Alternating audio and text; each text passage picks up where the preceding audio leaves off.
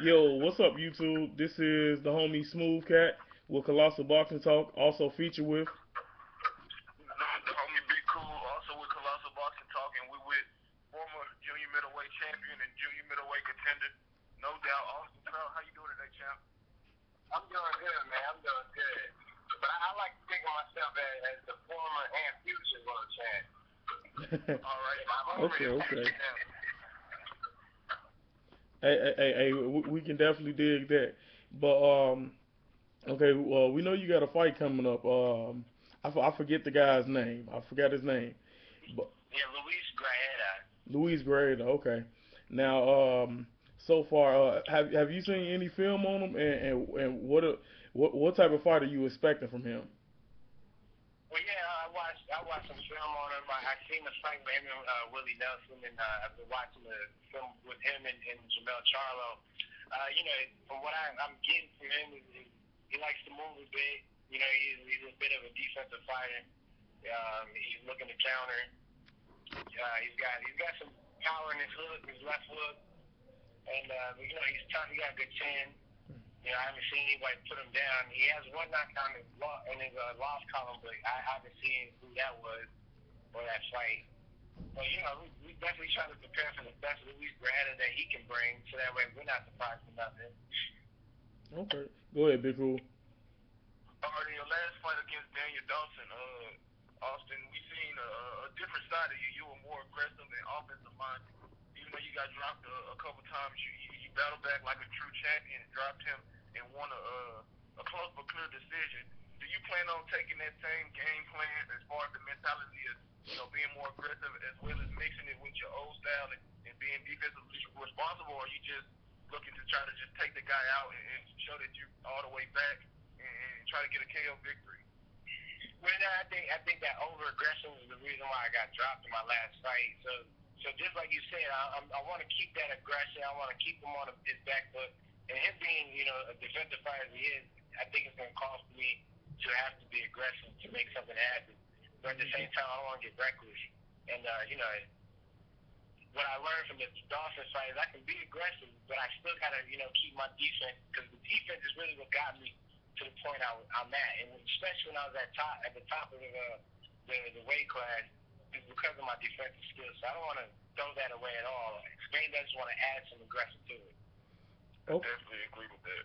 okay. Now with that being said, so far in your career, what do you feel is your defining fight thus far in your career? Because, like I said, I expect Well, you to have a long career, but as of right now, what's your defining fight? it has to be the Miguel Cotto fight. Okay. Um, there's a lot of fights that I had, down in Mexico that nobody got to see. I'm sorry. And the fight with David Lopez, in my mind, was definitely a fight that I learned a lot about myself. He was big, he was strong. Nobody wanted to fight him. He came there for 168 to fight, and I had to dig deep in that fight. But as far as my breakout fight, that's definitely the Miguel Cotto fight. Okay. Go ahead, be cool. All right, no, I want to go back a couple fights to the fight we all know about, and that's the one against Canelo Alvarez. In my personal opinion, I thought you won that fight, and I'm not just saying that because I'm on the phone with you. I honestly thought that you won that fight, and I was highly disgusted by the scorecard. Could you talk a little bit about that fight, and did having an open scoring affect your performance in any way or your mental state, knowing that they had you down further than you should have been, in that fight? Did that affect your performance after hearing those scores? Absolutely, man. The thing, okay, before I go into this whole Canelo fight, after watching it on the tape, I felt like I won the fight. But I could see if somebody wants to argue that Canelo won it by maybe a round, maybe 2 rounds, call it a draw if you will. But the way that those scorecards were read, it just showed and proved I ain't had no chance in hell to try to knock out to take a W. The scorecards, I feel like it definitely greatly affected my game plan. We were training for a Canelo. The Canelo that showed up in the first 4 rounds, that's what we were training for. And coming back from that fourth round, I felt like I was up 3-1. I was feeling good. I was just getting in the rhythm, and I even told Coach, I said he's reaching. He's starting to get desperate.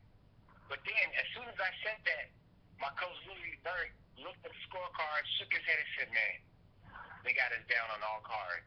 I said, "What? What rounds did I get any rounds?" He said, "Nah, no rounds on any card." So, you know, right then and there, really didn't matter what my coach said. I knew for myself, I was like, okay, so they don't appreciate boxing. I'm gonna have to go after them. And I did go after him, got a little too over aggressive, got caught. I dropped in 7th round, but still felt like I was outworking them to gain some rounds. So when I come back in the 8th round, and they still saying you're down by a wide margin on all scorecards, I just kind of lost that confidence and really that hope. Of course, I'm like, okay, I have to knock him out. And that really took me out of my game plan tremendously. You live and learn. I want to agree to open scoring again, and if it means the title shot will get lost, you know what? So be it. See, I think in that case, to follow up on what you were saying, I think looking back at this fight, he landed the harder punches, but you were more active. So I'm guessing they just went to him because of the harder shots, but they just dismissed your activity and what you did in that fight. And like you said, it was just a bad night of judging, and it was just it took away from the big event that it was. It was a very good fight, and hopefully y'all get a rematch down the line because I think you deserve it just off that fight being close and me thinking you won and a lot of other people. Well, thank you, man. I'm gonna work my butt off to get back to that. If it means I got to beat everybody around them, so be it. I'm very rematch minded, very world title minded. But first, I gotta pay my dues like I had to before. And I understand how the game works, so that's what I'm doing now. I'm trying to chop away the tree. Definitely agree with that. Okay, now now I want to ask you this. So far in your career, it's kind of like it's a two-part question. First, what fighter in your opinion that you beat gave you the toughest fight? And second, who was the hardest puncher you ever fought? Um, I would have to say David Lopez was one of the toughest fighters I had, toughest fights I've had, and I have to give it up to Canelo. He's probably the hardest puncher that I've had to encounter with. Now, Lara was more accurate, and he pinpointed them shots right where he needed to be. But I felt some of Canelo's shots through my glove. Even through the elbow when he tried to go to the body. So yeah, I have to give up to Canelo for being the strongest. Okay. Speaking of your fight with Erislandy Lara, again, going into that fight, I picked you to win. I just thought that, you would, bounce back from the loss against Canelo and win a close, but a good close fight against Lara. But, that wasn't your night. Could you speak on, was there anything like in training camp that had you distracted, or was it just an off night against Lara? Nah, it was just a bad style matchup. I had a great camp. I can't make any excuses about that fight. Lauren did his thing. We had the wrong game plan, and not only that, I didn't follow any game plan. I kind of was trying to make a point because I wanted to bounce back from the Canelo fight by taking on one of the toughest cats in the game, and that's Lauren. Um, in my opinion, I shouldn't have taken that fight. Well, I should have asked for that fight so early. I should have got my mind right. I should have, taken maybe a tune up or something to get me back in the swing of things. Because, mind you, my last fight was in April, and then, they got me back in December. I didn't get the fight till December. And having a layoff was the worst thing for me because I could never get back to where I was, when I'm busy. So, I really don't have no excuse for that. I do know I will have a different game plan, and I would definitely have to sit back and fight my fight. Because if I fought my fight, it would have been a very boring fight, but I would have been a lot more effective. Sometimes you just got to do what works for you, and not necessarily not discount the fans, and not wanting them to see a good fight, but whatever works for your career that leads you to be successful. That's what I think all fighters should do. Right. Okay. Now I want to ask you this because I know it was a few fights where they had your night of the fight weight, and it was like 170 ish. Are you considering somewhere down the line a move up to 160?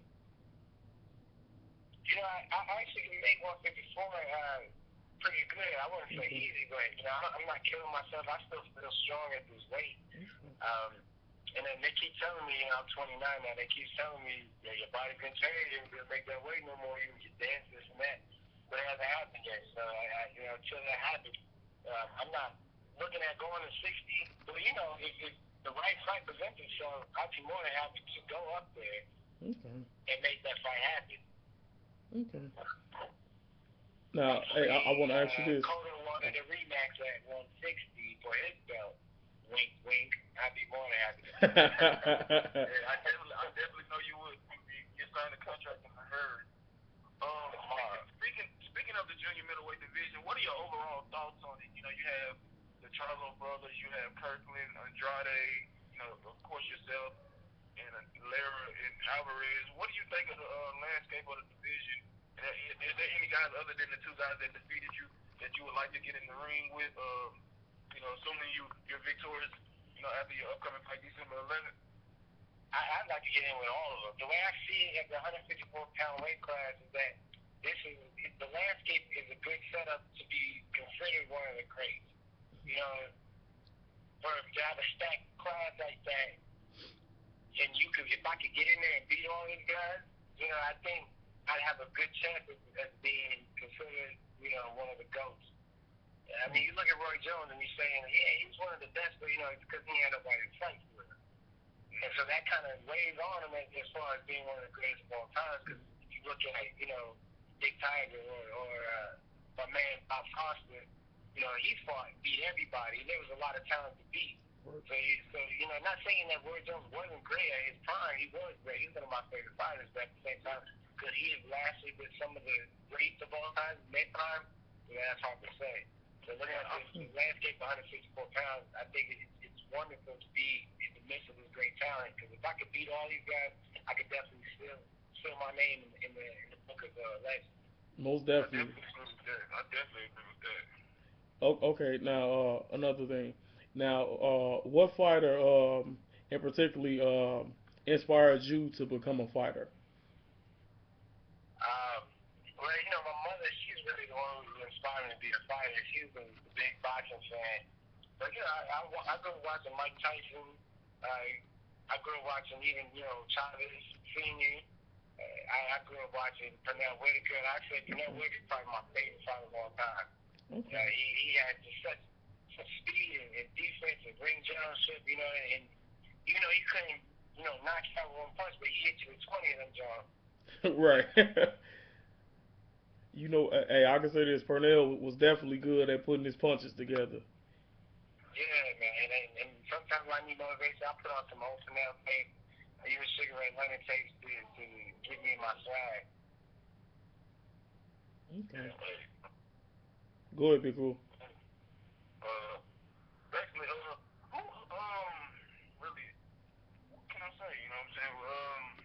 Mike, I'm kind of hit a blank spot. I'm sorry about that. It's Okay. all good, man. No, I'm no. sitting here listening to you speak, and I just kind of hit a blank spot. Mike, go ahead.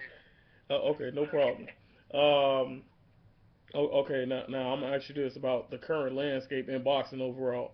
Do you like the era? I mean the overall feel of how boxing is, the new era that's ushering in about everything is about cash. You got the best available guys not wanting to fight the other best available guys. Are you liking this era, or is this kind of like kind of watered down to you? I think it's a bit watered down, but mind you, I think it's gotten a lot better in the last few years. Um, Okay. when the UFC joint came out and everybody was like, man, it's better than boxing, it's better, and boxing was on a decline. But it was because, just like what you said, the best one fighting the best. You had these fights that the fans wanted and they would never materialize. And in a sense, I think it started to come together when we get a lot of good fights. 2012 was a great year for boxing. I was blessed and proud to be a part of that. Because we had me and Canelo fighting, we had Canelo and Mayweather fight. You had there was just a lot of fights that probably wouldn't have taken place a few years before, but now they starting to listen to the fans. So I do believe it's still a bit watered down, but I mean, look at this month. We got Khan and Alexander fight, which is a very interesting fight in my opinion. Right. We had it fell out now, but we had Andrade and the Charlo twin about to fight. Man, I'm Unfortunately, that's not disappointed. happening more.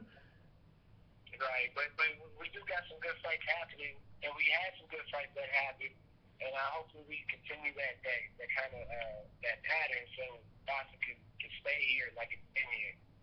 Okay. You All got a right. question, Big Cool? Yeah. Okay. I'm back in. Speaking of Mayweather, were you before your fight with Canelo, were there any mention that if you would beat Canelo that you would possibly get a shot at Mayweather, or were there any discussions with your team and his team, or it was just I guess a wait and see for you? Nah, and that's the funny thing too, because of course me and my team were like, look, if we beat him, we should be in line for Mayweather. But that was never brought up. It was never even mentioned. Because I think they weren't gonna let me mess up the Canelo Mayweather fight, which was record-breaking numbers. I already messed up the Canelo Cotto fight, so they weren't gonna let me mess up two major fights. Yeah. Mike. Okay. Now, another thing. Now, if it's any two fighters from any era that you would have loved to see get in the ring, who would those two guys be? Man, I would love to see my two favorite fighters fight: Sugar Ray Leonard and Pernell Whitaker. Yeah.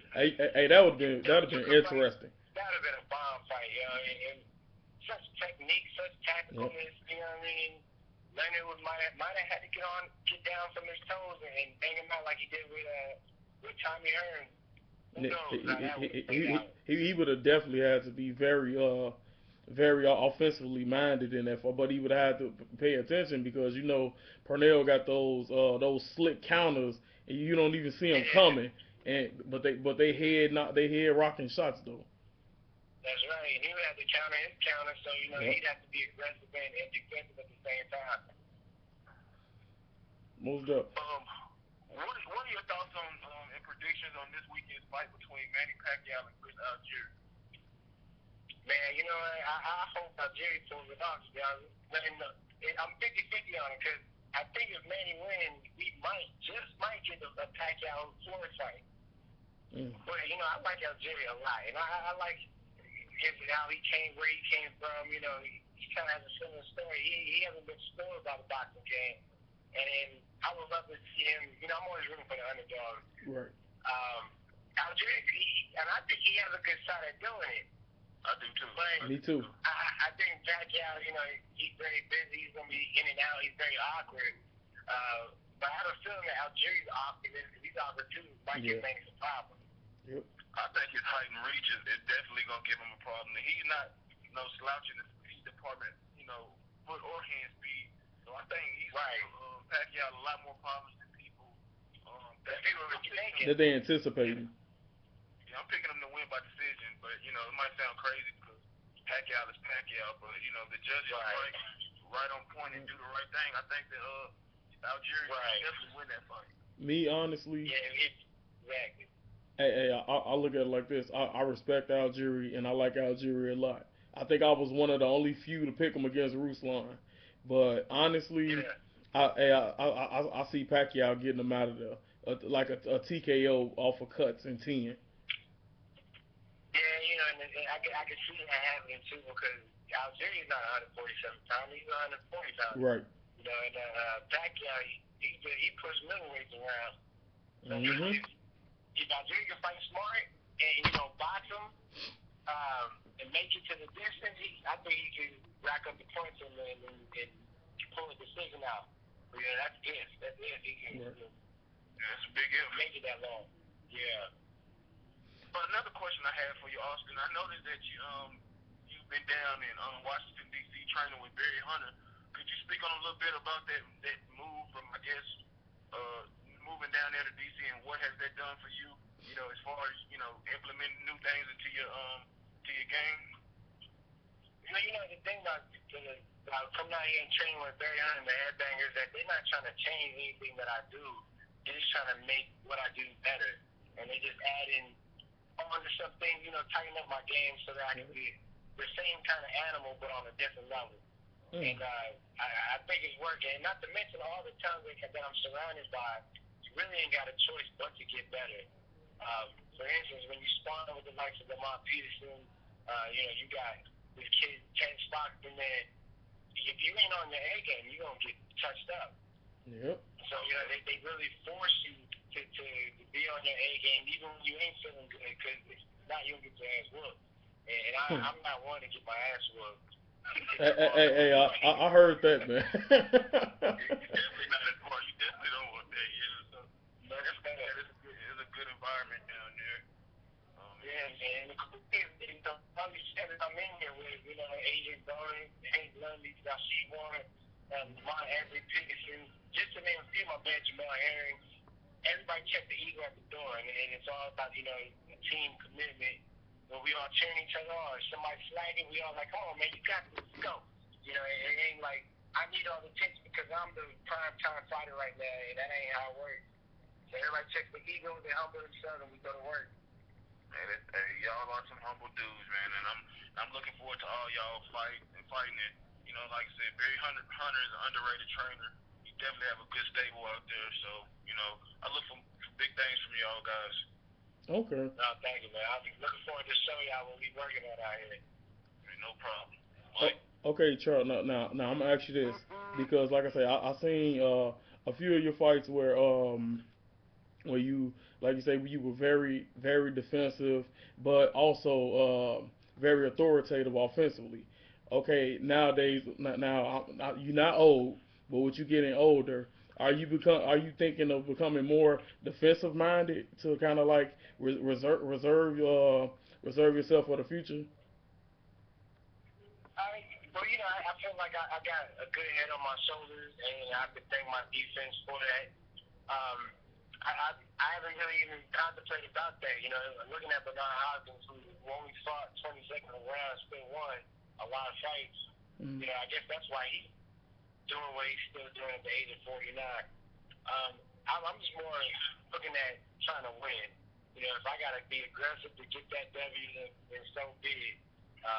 Okay. But like I said before, I don't want to throw out my defense while trying to be more aggressive because I pay for it. Right. And down the line, like you said, it's going to catch up. So what I'm trying to do is implement the offense and defense.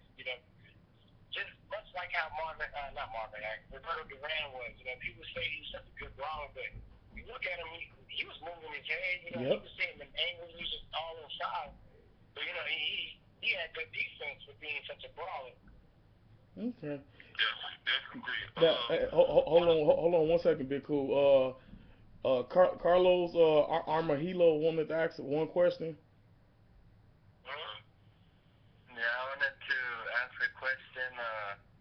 Being that you represent and you're from Las Cruces, New Mexico, I'm from Albuquerque, New Mexico too. We're both from the same state, and to me, it's a big boxing environment here. But do you feel that you have the fans supporting you from your state, or do you feel that the fans are supporting you out of the state? I got a lot of support from New Mexico, and I'm gonna always represent New Mexico, no matter where I'm at, where I go. That's the state that kind of made me, in a sense. Coming up through the amateurs, I fought a lot around New Mexico, and they gave me the experience and the tools I needed to make it this far. I do feel like I do get a lot of support other places, but that's not because I think it's because New Mexico knows me. I'm there. You know what I mean? I'll be in Albuquerque, I'll be inclusive.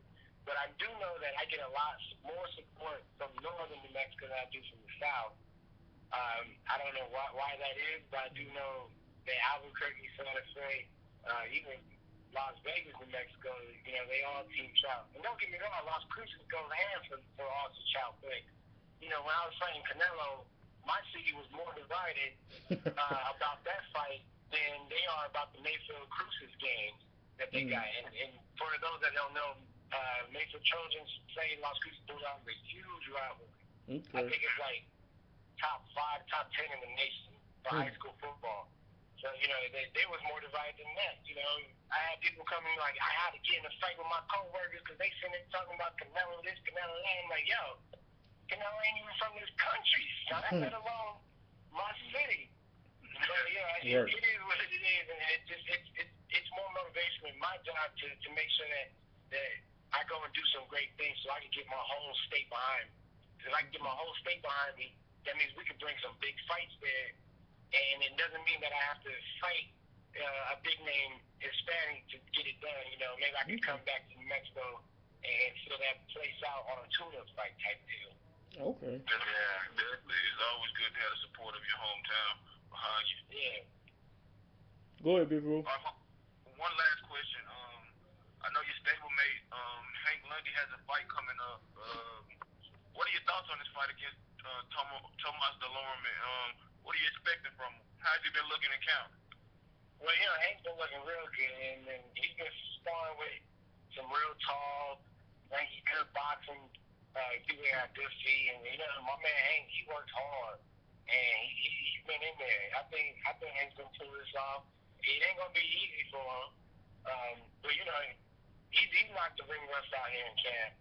And I look at him winning this fight. I think he's gonna hurt him to that body, in my opinion. So hopefully the one won't start clipping his body because he hurt it. Okay. Yeah, definitely. All right. Also, I got one final question for you. It's who's your favorite fighter from New Mexico? From New Mexico, Yeah. man, it'd be atrocity to not say Johnny Tapia. Right. Okay. Shout out to Bob Foster. He's very influential in my life and my career. But growing up, that was before my time. I didn't get to watch Bob Foster fight. Right. But growing up, I was watching Johnny Tapia do his thing. Shout out to Dave Rivera as well. But Johnny Tapia, he's my favorite fighter from Mexico. Okay. Great fighter he was. All right. Well, yeah, man. Go ahead. All right. One small request. If you could shout Colossal Boxing Talk out, we would greatly appreciate that. No problem. Hey, this is Austin, no doubt Trout, and you watching me on Colossal Boxing Talk. Thank you, sir. I should have said listening, I can say listening, you ain't watching me. I can say over there if you're going to edit it. Okay, cool.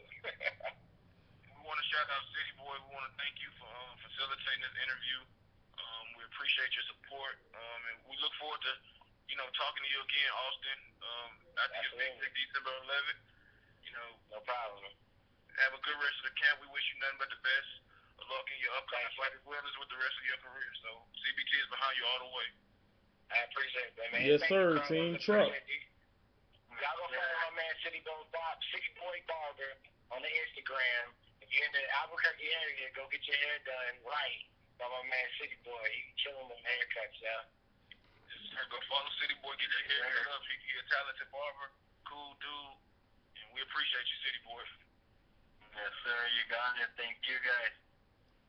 All right. Thank you, sir. All right, everybody. Everybody have a good night now.